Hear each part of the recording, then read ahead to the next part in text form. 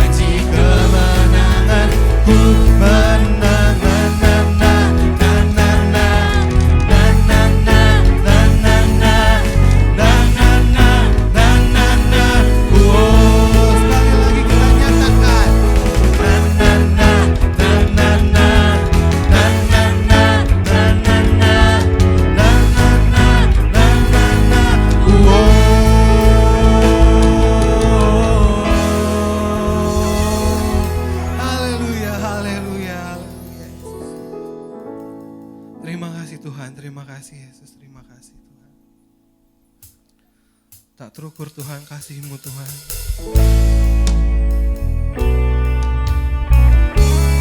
Kau layak dipuji Tuhan, Kau layak ditinggikan Tuhan. Terima kasih Tuhan.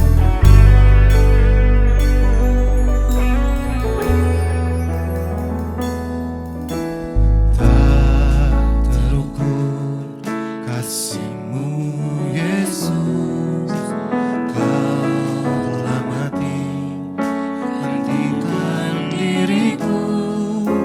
Kau curahkan darah-Mu untuk tebus dosaku. Tak terukur Tuhan kasih-Mu. Tak terukur kasih-Mu Yesus, Kau telah mati gantikan diriku. Kau curahkan darah-Mu untuk tebus dosaku.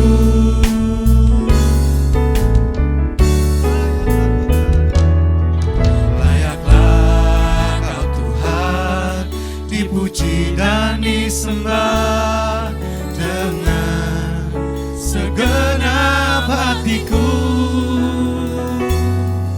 Layaklah Kau Tuhan dipuji dan disembah dengan segenap jiwa ragaku. Yes Tuhan, yes, Kau layak Tuhan dipuji Tuhan. Tak terukur kasih-Mu Yesus.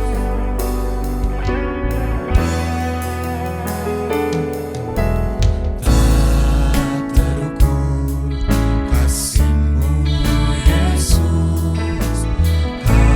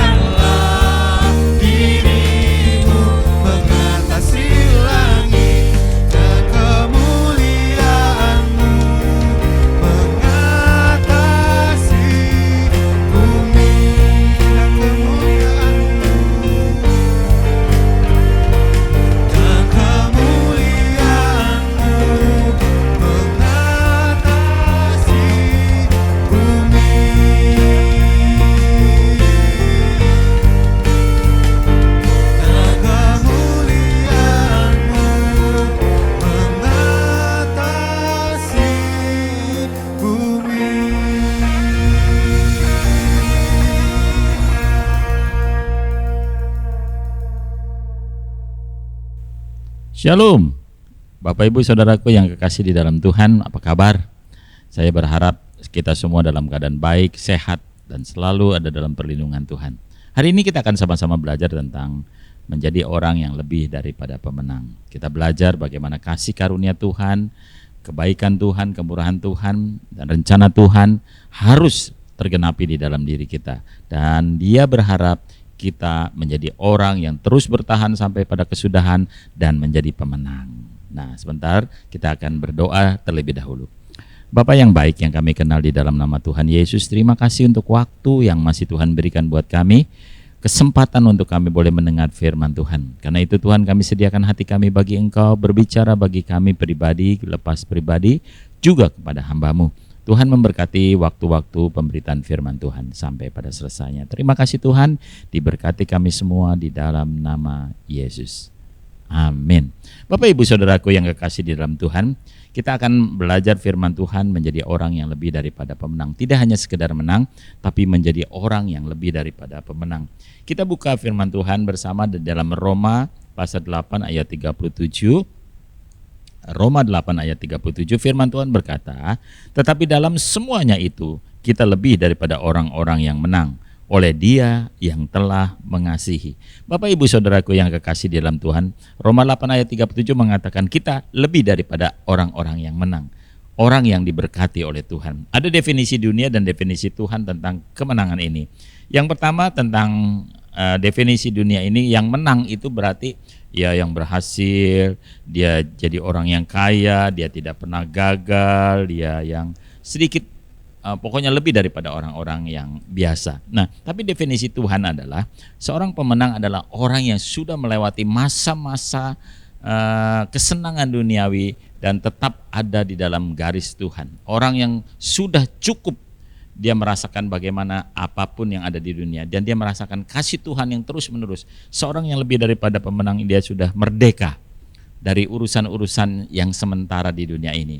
Dia fokus kepada Allah. Apapun yang terjadi dalam hidupnya, dia tahu Tuhan jauh lebih dari segala-galanya. Orang-orang yang pemenang ini adalah orang-orang yang luar biasa, orang-orang yang sudah melewati masa-masa sulit dalam hidup mereka, dan mereka tahu dengan hal-hal seperti itu mereka diperkuat oleh Tuhan.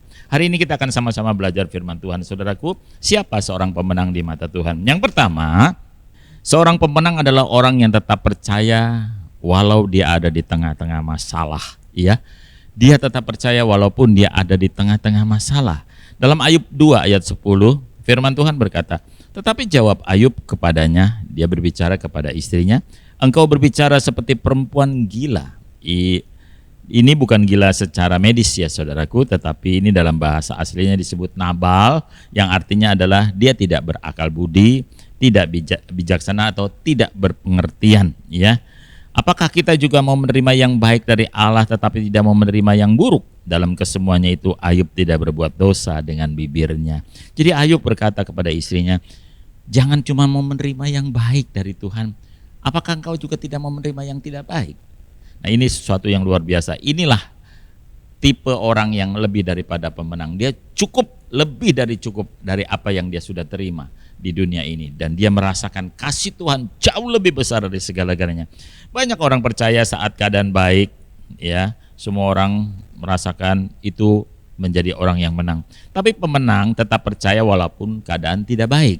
Nah, saat doa belum dijawab, saat keadaan tidak berubah, saat masalah belum menemukan jalan keluar, saat hidup terasa berat, saat sakit belum tersembuhkan, saat kesulitan ekonomi dan belum terpulihkan, ia tetap berkata, Tuhan, aku tetap percaya kepadamu. Itulah iman yang sejati, iman yang percaya kepada kasih karunia Tuhan. Saudaraku, iman yang kecil dapat memindahkan gunung.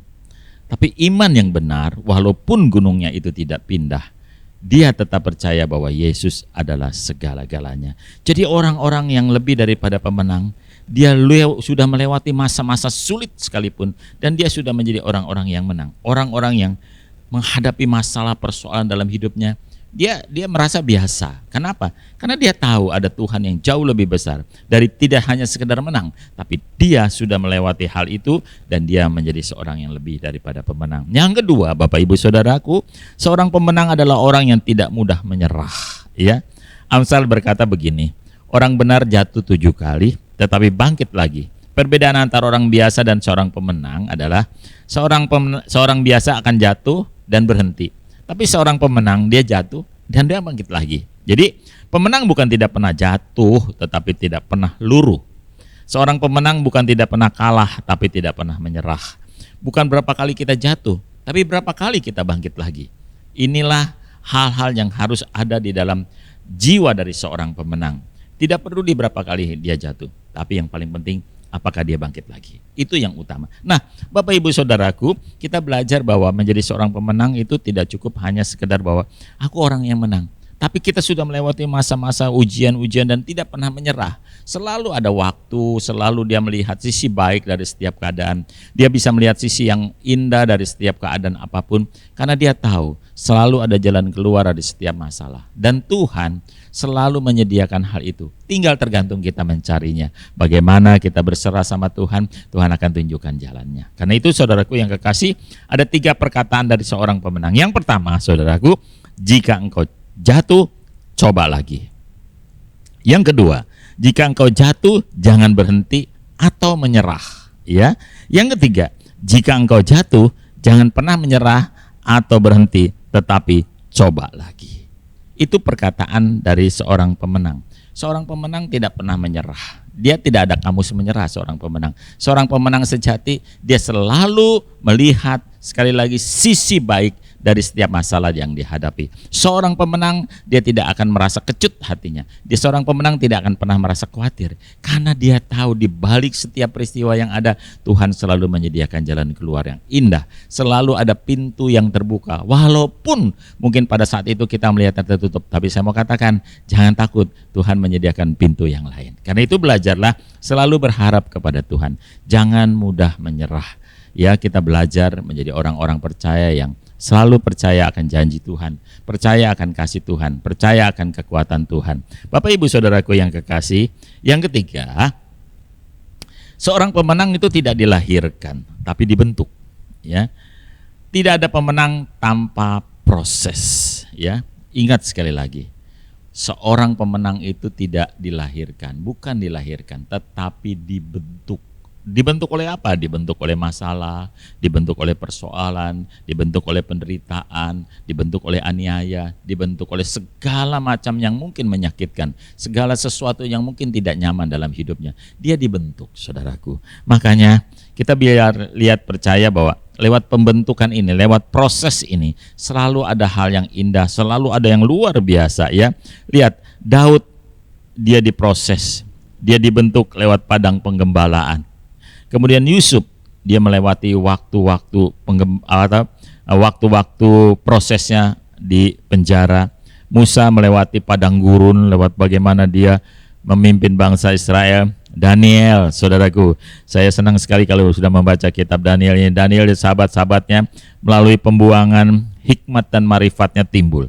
Ada sesuatu yang Tuhan akan tampilkan lewat persoalan, lewat masalah, lewat pembentukan ini. Lihat, Daniel dan teman-temannya dibuang, ya. Dia kemudian lihat bagaimana Tuhan memberikan hikmat yang luar biasa. Hikmat dan marifat mereka timbul lebih daripada segala orang-orang yang pandai pada waktu itu. Dari mana itu terjadi? Ketika ada di pembuangan. Luar biasanya lagi, kita bisa melihat bagaimana proses daripada Daniel dan teman-temannya mengalami begitu banyak tekanan, masalah, dan persoalan. Coba lihat, perhatikan. Dia bisa berjalan-jalan di dalam dapur api. Saya berpikir, apa dapur apinya ini? Sejuk ya? Ini luar biasa sekali, saudaraku. Dia jalan-jalan katanya di dalam dapur api. Bahkan seorang yang mengantarkan dia aja hangus ya karena kepanasan. Dan yang lebih asik lagi saudaraku, lihat bagaimana dia bisa ngobrol dengan singa. Wah, ini luar biasa sekali. Bagaimana itu bisa terjadi? Karena seorang pemenang itu dibentuk lewat proses. Bagaimana seorang Daniel dan sahabat-sahabatnya begitu percaya akan janji Tuhan. Pembuangan tidak membatasi mereka untuk selalu menjadi seorang yang luar biasa di mata Tuhan. Pembatasan-pembatasan itu karena hati kita, karena pikiran kita. Kita seringkali mengeluh, ya memang aku seperti ini, aku biasa-biasa aja, aku gak punya kemampuan apa-apa, aku orang sederhana. Saudaraku, Tuhan tidak pernah menciptakan kita untuk menjadi orang-orang yang biasa, tapi Tuhan menciptakan kita menjadi orang luar biasa. Jangan lupa saudara, patron pembentukan manusia, pembuatan manusia adalah Dia sendiri. Bagaimana Dia berkata, mari kita buat manusia, mari kita bentuk manusia menjadi sama saudaraku dengan patronnya Dia. Itu luar biasa saudaraku, contoh yang luar biasa. Karena itu mari kita belajar memahami diri kita bahwa kita berharga, kita mulia, indah di pemandangan Allah. Kita ciptaan Tuhan yang luar biasa. Waktu Tuhan menciptakan segala-galanya, Dia berkata semua baik. Tapi ketika Dia menciptakan manusia, sungguh amat baik. Sesuatu yang luar biasa. Karena itu belajar menghargai diri kita. Ya saudaraku, dan kita dibentuk lewat proses. Dibentuk lewat sesuatu yang luar biasa. Nah, sebuah bentuk di dalam hidup kita memang tidak nyaman, saudaraku. Waktu proses itu tidak nyaman, ya. Kita tidak gampang. Nah, pemazmur menulis begini, ya.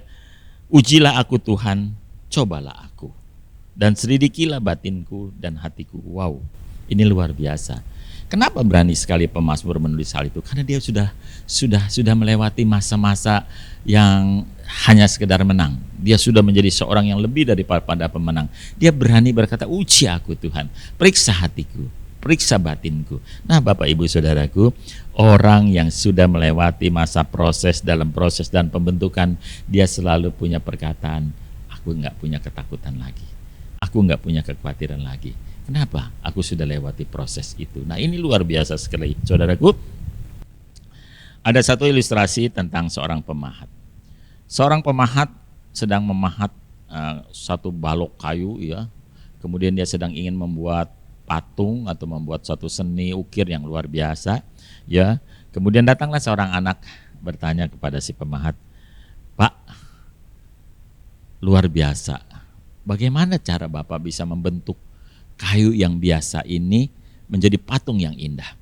Si pemahat hanya berkata, aku hanya membuang sesuatu yang tidak perlu dan tidak penting sehingga aku bisa membentuk patung ini dengan indah. Saudaraku, Tuhan ketika Dia memproses kita, Dia membentuk kita, Dia tidak membuat kita menjadi orang yang kepayahan, tapi Dia mau, saudaraku, kita dibentuk menjadi orang-orang yang hebat, orang-orang yang luar biasa, orang-orang yang indah. Dan Dia hanya membuang sesuatu yang tidak penting dalam hidup kita, sesuatu yang tidak ada gunanya dalam hidup kita, dan Dia mau tampilkan kita menjadi orang-orang yang berharga. Bapak Ibu Saudaraku yang kekasih di dalam Tuhan, ketika kita dibentuk oleh Tuhan, kita diproses oleh Tuhan, jangan mengeluh, jangan merasa susah, jangan merasa sepertinya Tuhan tidak peduli dengan kita. Tahukah saudaraku, Tuhan sedang membuang sesuatu yang tidak penting dalam hidup kita, sesuatu yang tidak ada gunanya. Dia akan tampilkan kita menjadi bentuk yang indah di hadapannya. Kita percaya janji Tuhan itu indah, ya. Bapak Ibu Saudaraku, yang keempat adalah seorang pemenang adalah seorang yang sudah menang atas dirinya sendiri. Dia tidak lagi mudah dikacaukan oleh keadaan yang ada di sekelilingnya. Dia tidak mudah terprovokasi dengan keadaan.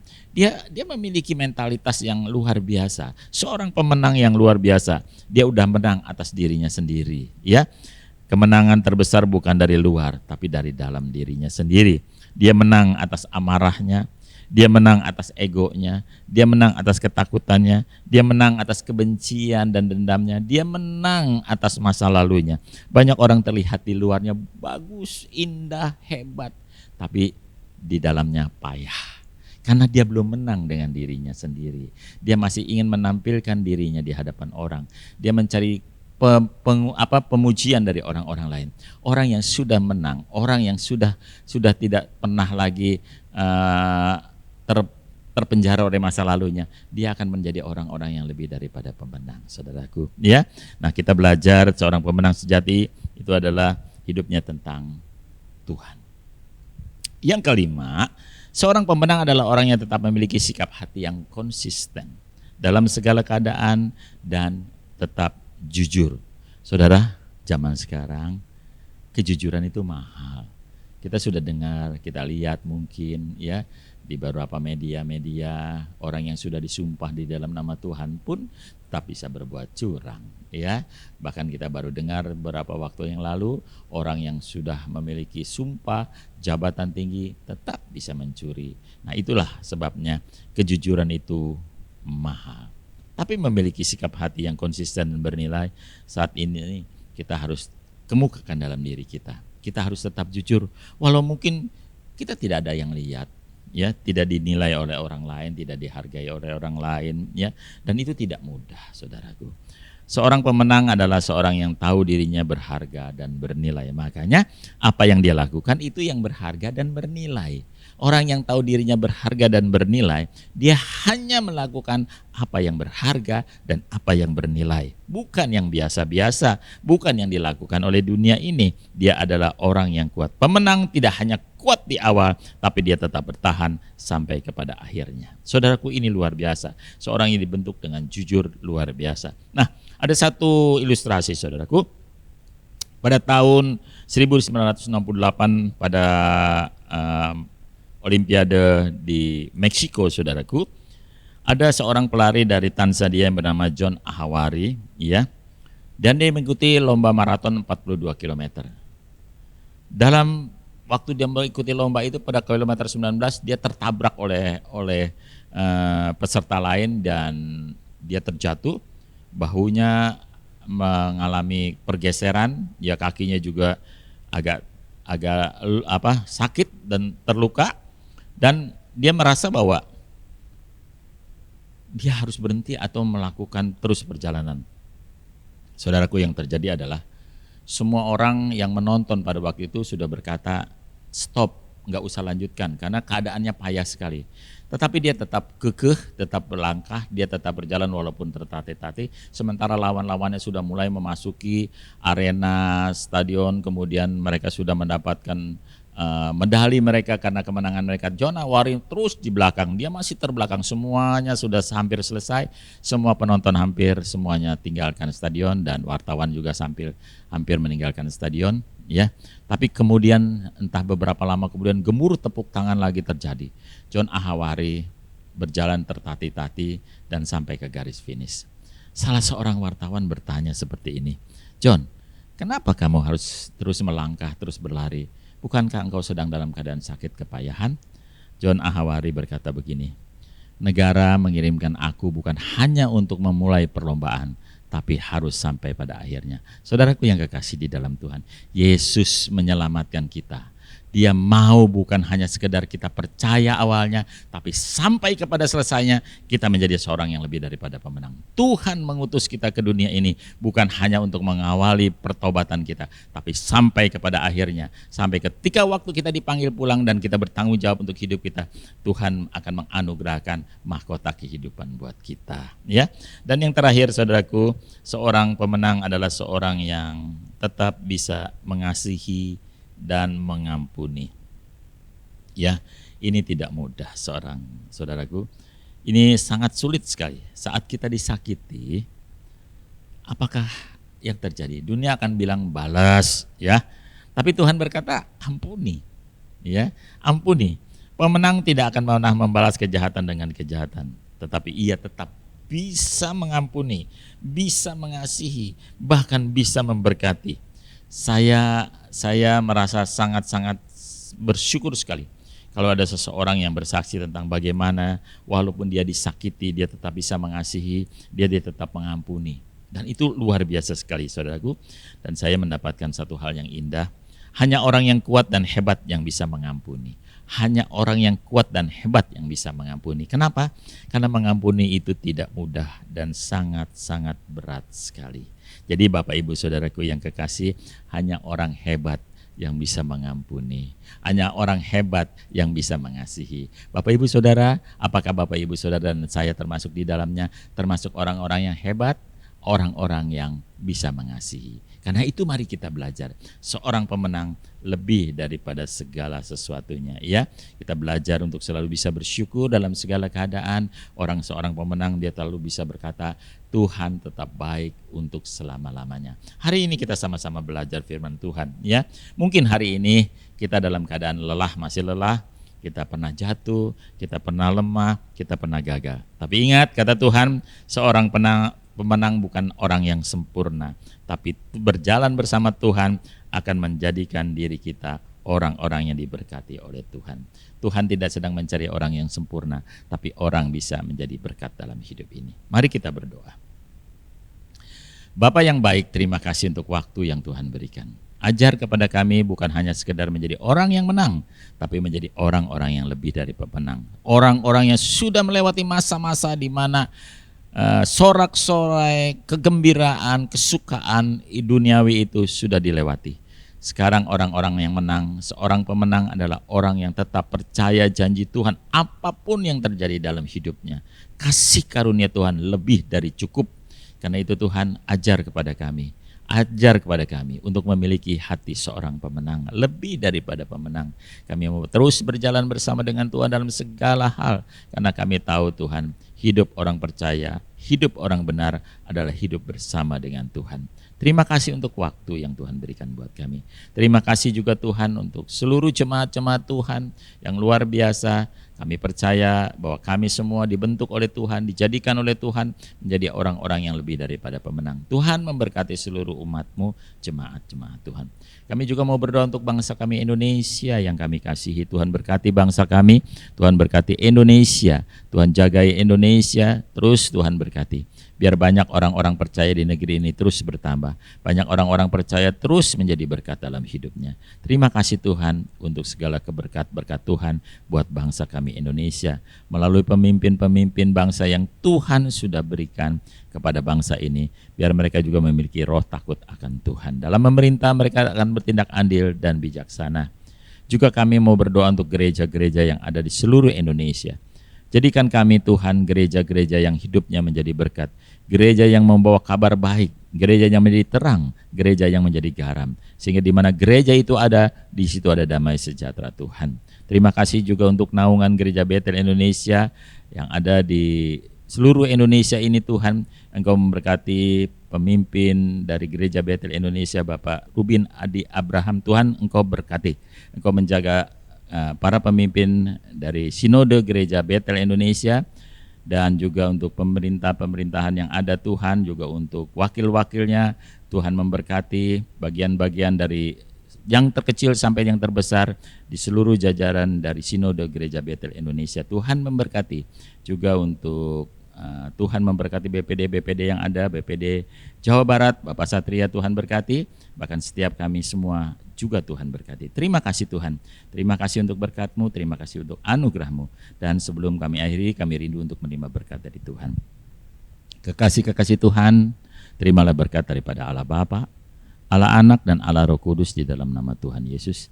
Terimalah semua berkat ini dan jadilah berkat dimanapun kita sekalian berada. Yang diberkati, mari sama-sama kita katakan, amin. Tuhan Yesus memberkati.